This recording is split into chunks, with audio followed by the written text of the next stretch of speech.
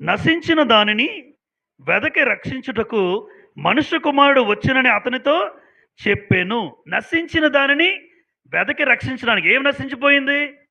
యథార్థత కోల్పోయాడు, తంత్రాలు కల్పించుకున్నాడు.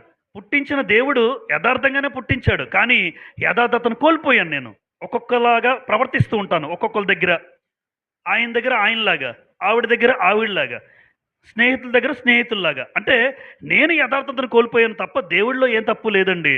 మానవుడిగా, మనిషిగా నేనే పాపం చేశాను.